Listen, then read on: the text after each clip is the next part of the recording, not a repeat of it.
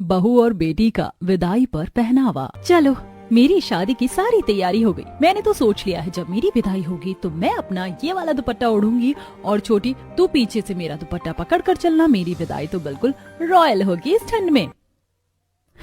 कोई जरूरत नहीं है विदाई के टाइम पर फैशन दिखाने की। अंग्रेज नहीं है तू। अंग्रेजों की शादी देखकर खुद को अंग्रेज समझने लगी। हमारे यहाँ जैसे शादी विदाई होती वैसे ही होगी, इसीलिए चुपचाप से चुन्नी कंधे पर नहीं सर पर होनी चाहिए और घूंघट कमर तक। पता नहीं आजकल के बच्चों को कौन से नए नए फैशन सूझने लगे हैं। क्या माँ, तुम भी ना सच में बड़ी ओल्ड फैशन की हो। माँ, सब कुछ तो तुम्हारे मन मुताबिक हो रहा है, कम से कम मेरी विदाई तो मेरे हिसाब से होने दो। आजकल कितना ट्रेंड चला है पता भी है आपको।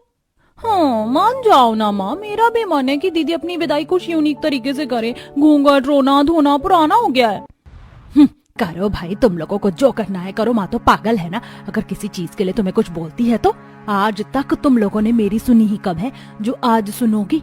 तुम्हारी विदाई है, जैसे दिल करे वैसे करवाना और जैसे कपड़े पहनने हो पहन लेना। जब लोग हंसेंगे ना तब पता चलेगा।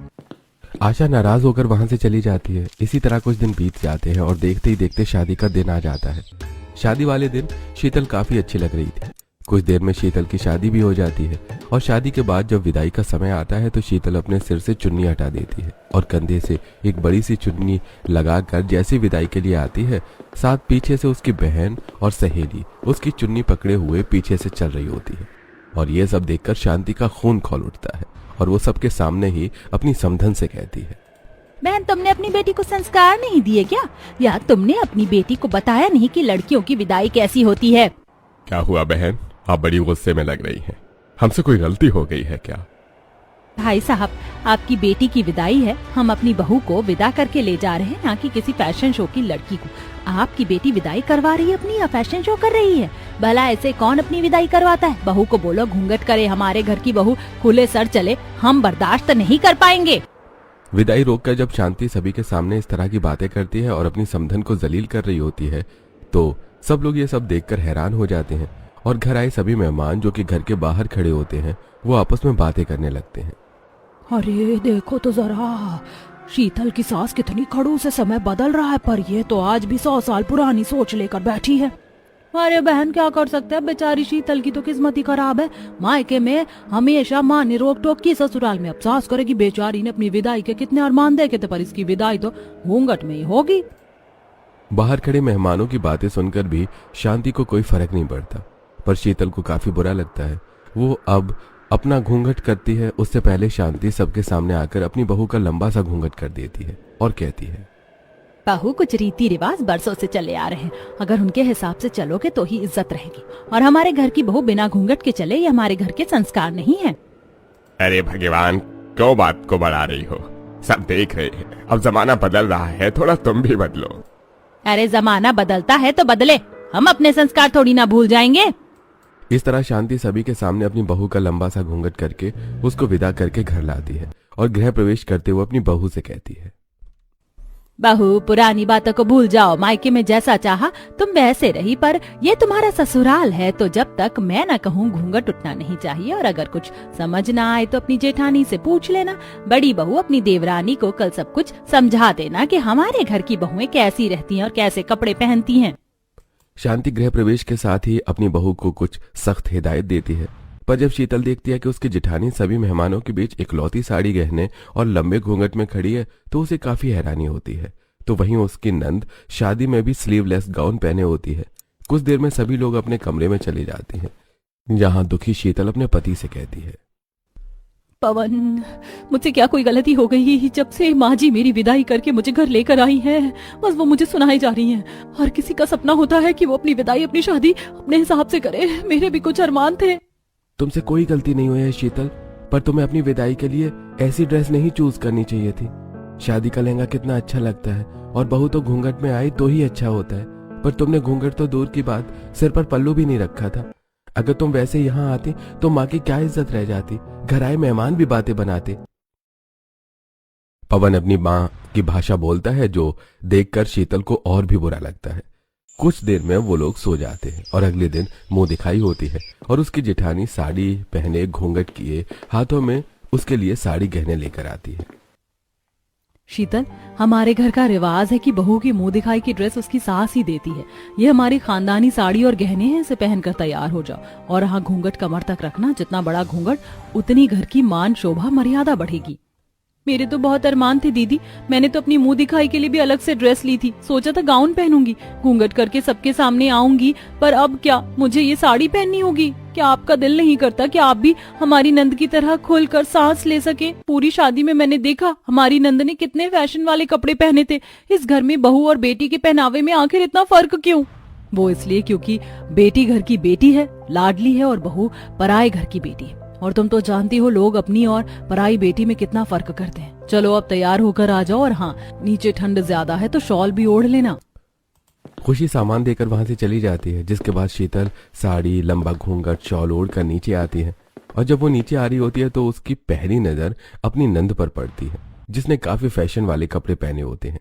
साथ ही उसके कुछ दोस्त भी घर आई होती हैं और उनके कपड़े भी काफी स्टाइलिश होते हैं, जिसे देखकर मन ही मन शीतल खुद से कहती है, बहू को तो गज भर का घूंघट करवा दिया, साड़ी पहनवा दी, और बेटी को जरा देखो, ठंड में भी हीरोइन बन रही है। कैसे कपड़े पहने हैं, और इसकी सारी दोस्त भी कितनी मॉडल हैं। इन लोगों के ठंड नहीं लग रही है। देखो दोस्तों, मेरी भाभी आ गई हैं। भाभी, आप यहाँ पर बैठो और सबसे पहले मेरे दोस्तों से मिलो। ये मेरी दोस्त निशा और ये है प्रीति। अरे बेटा, मुंह दिखाए होने से पहले अपने दोस्तों से ही मिला दोगी क्या? वैसे तो तुम्हारी माँ रीति रिवाज की ढोल पीटती रहती है, और तुम हो कि अपनी माँ के खिलाफ जा रही हो। अरे सुमित्रा बहन, क्यों नाराज हो रही हो मेरी बेटी पर? मुंह दिखाई की रस्म तो शुरू करनी है, फिर चाहे वो मेरी बेटी की दोस्त करे या हम लोग करे। कोई बात नहीं बेटा, पहले तुम लोग अपनी भाभी को देख लो। शांति बहन, तुमने तो अपनी बेटी को बिल्कुल सर पर चढ़ा रखा है। बहू बेटी की ना सिर्फ पहनावे में फर्क करती हो तुम, बल्कि बहू बेटी में भी भेदभाव करती हो, और ये फर्क अब मेहमानों के साथ कर रही हो। खैर हमें क्या, बहू तुम्हारी है, फैसला भी तुम्हारा ही होगा। शांति की बात से घर आए कुछ मेहमान नाराज हो जाते हैं, पर शांति को कोई फर्क नहीं पड़ता, और काजल सबसे पहले अपनी भाभी का घूंघट उठाकर अपनी दोस्त से मिलवाती है, जिसके बाद मुंह दिखाई की रस्म शुरू होती है। कुछ देर में मुंह दिखाई की रस्म खत्म होती है, और अगले दिन शीतल की पहली रसोई होती है। और जब वो घूंघट में साड़ी पहनकर रसोई में खाना बना रही होती है तो उसे खाना बनाने में काफी परेशानी होती है। अरे क्या दिक्कत है, ये घूंघट बार बार मेरे सर से ही गिरता जा रहा है, ऊपर से आटा भी नहीं गूंथा जा रहा है साड़ी में। शीतल, अगर कुछ नहीं हो पा रहा है तो कोई बात नहीं, मैं तुम्हारी मदद करवा देती हूँ। शुरू शुरू में सबको ऐसे ही दिक्कत होती है, पर धीरे धीरे आदत हो जाएगी। खुशी इतना बोलकर सब्जी काटकर शीतल के कामों में मदद करवाती है। कुछ ही देर में जब पूरा परिवार खाने के लिए आता है तो शीतल देखती है कि आज भी उसकी नंद ने मॉडर्न ड्रेस पहनी है, जिसे देखकर शीतल अपनी नंद से कहती है, माफ करना काजल, पर बाहर इतनी ठंड हो रही है और तुमने ऐसी ड्रेस पहनी है, तुम्हारी तबीयत खराब हो जाएगी, और ठंड में ऐसे कपड़े अच्छे नहीं लगते।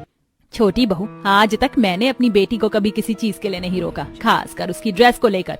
मेरी बेटी को जो पसंद होगा वो वही ड्रेस पहनेगी। तू कौन होती है बोलने वाली? तू इस घर की बहू है, और ये क्या, तेरे घूंघट ऊपर कैसे हो रहा है? बताया था ना मैंने, हमारे घर की बहू लंबा घूंघट करती है। तेरे होंठ भी नहीं दिखने चाहिए, घूंघट लंबा कर अपना। घूंघट संभल नहीं रहा और मेरी बेटी पर सवाल उठा रही है।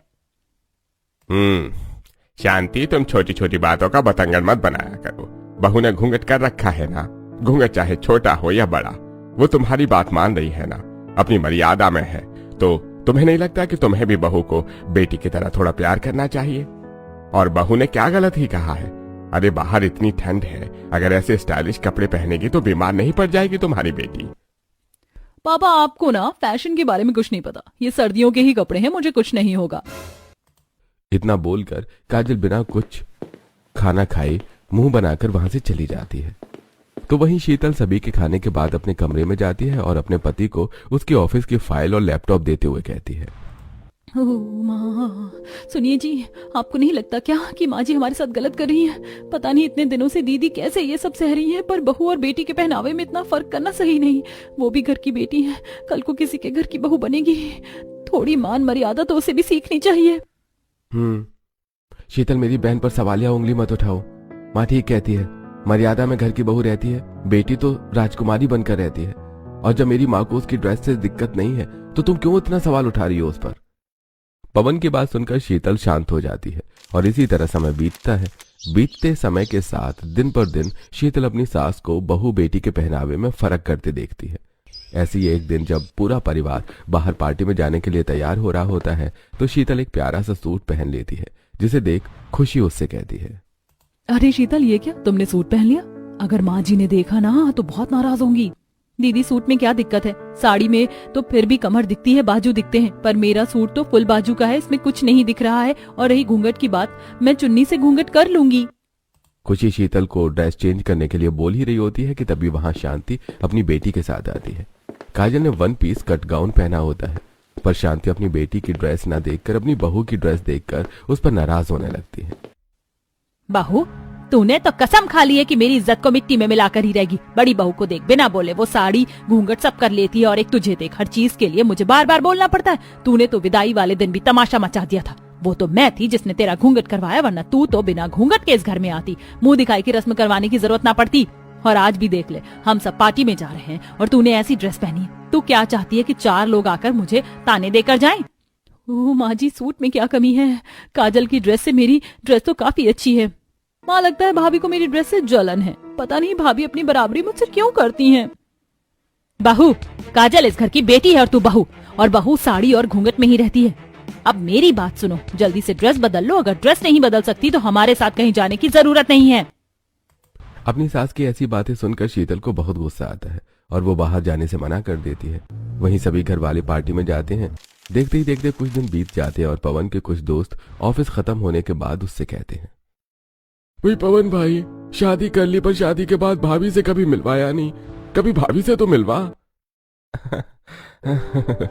अरे भाई, भाभी से मिलना है तो घर आ जाना। अरे इतनी ज्यादा ठंड हो रही है, इतनी ठंड में कहाँ लेकर जाऊंगा मैं उसे। अरे क्या यार, तू भी ऐसी बातें कर रहा है जैसे कि भाभी छोई मुई है। ठंड हम सबके लिए है, और इतनी भी ज्यादा ठंड नहीं है कि भाभी कहीं बाहर ना घूम सके। अरे भाभी कोई छोटी बच्ची थोड़े ना है दूध पीती। और मेरी वाइफ भी तो रहेंगी, इसी बहाने हम दोनों की वाइफ भी दोस्त बन जाएंगी। वैसे भी मेरी वाइफ कहती रहती है कि मैं उसे अपने किसी भी दोस्त से मिलवाता नहीं हूँ।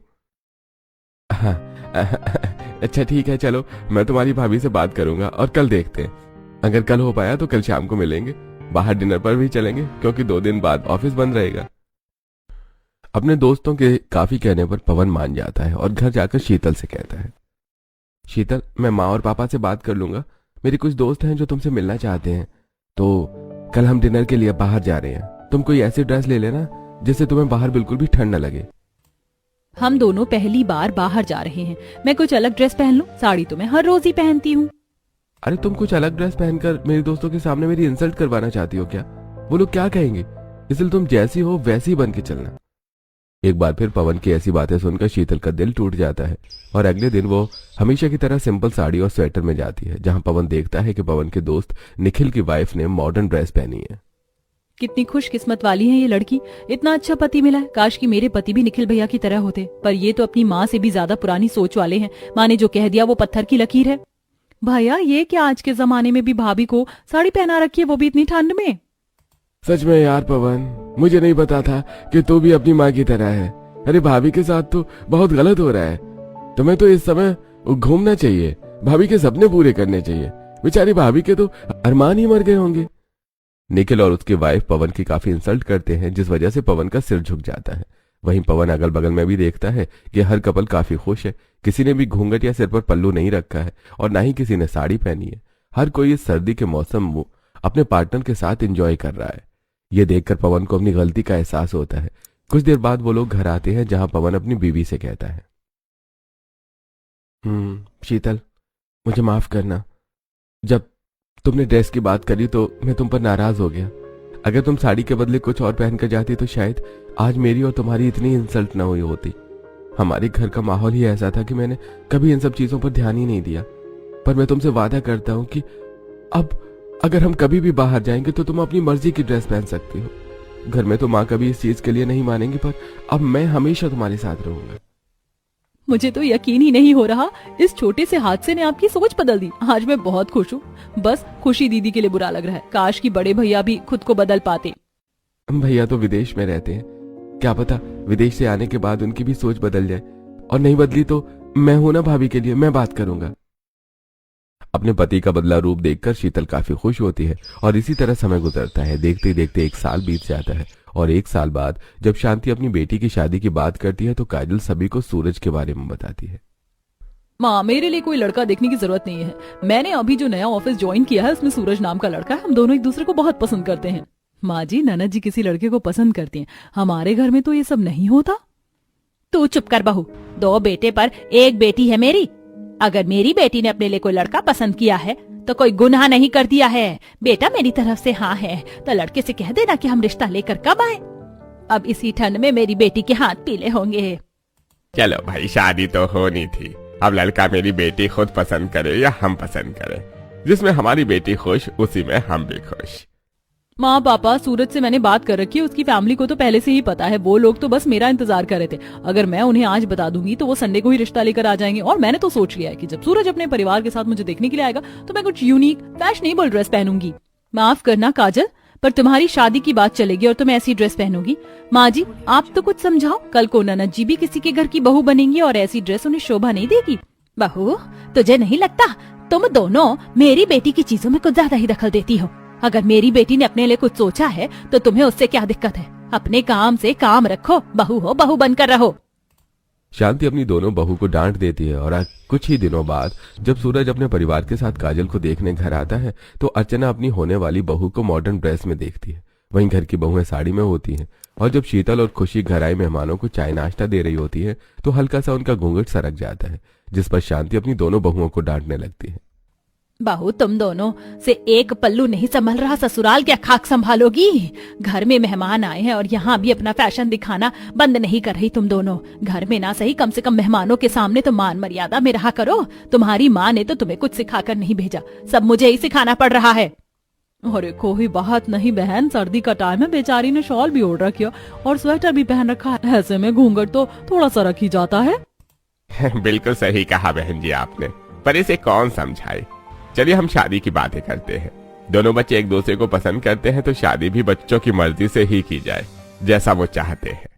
वो सब तो ठीक है भाई साहब, पर जैसा कि शांति बहन ने कहा कि बहु मर्यादा होती है। वो पल्लू तो संभाल नहीं पा रही, ससुराल क्या संभालेगी।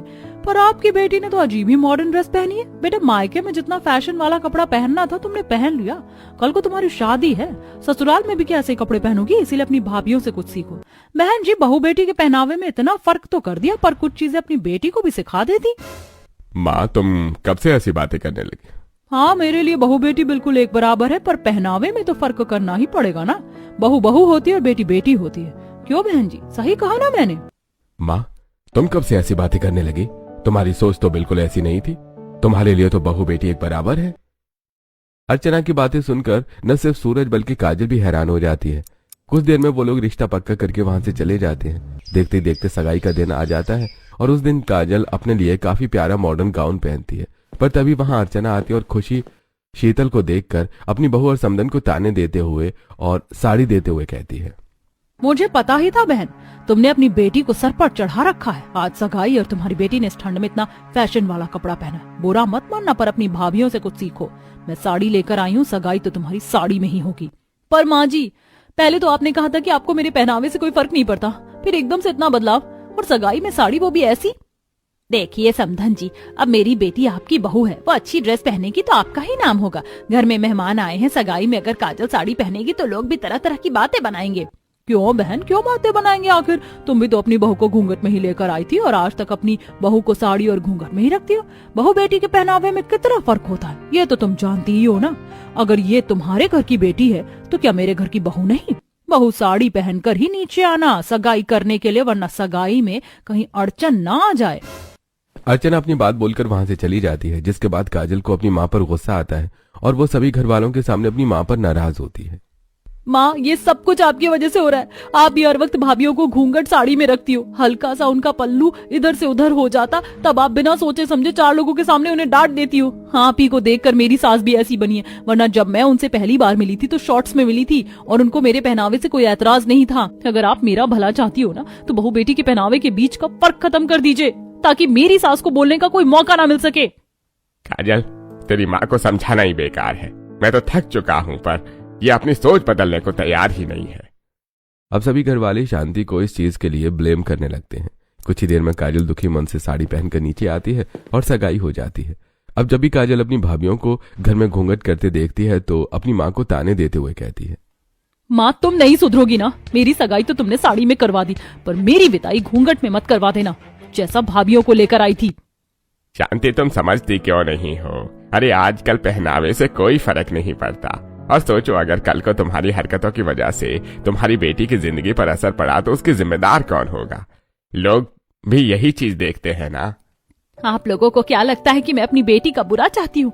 मैं भी उसका भला चाहती हूँ। अगर मुझे पता होता कि अर्चना बहन जी मुझे देखकर मेरी तरह बन जाएंगी तो मैं उनके सामने बहू को कभी ऐसे आने ही नहीं देती, और अगर आने भी देती तो साड़ी या घूंघट में ही रखती। बहू तुम दोनों से विनती है, पूरी शादी में अपने हिसाब से अपनी पसंद की ड्रेस पहन लेना, क्योंकि मैं नहीं चाहती कि मेरी वजह से मेरी बेटी की जिंदगी पर कोई असर पड़े या तुम लोग अपने मन को मारो।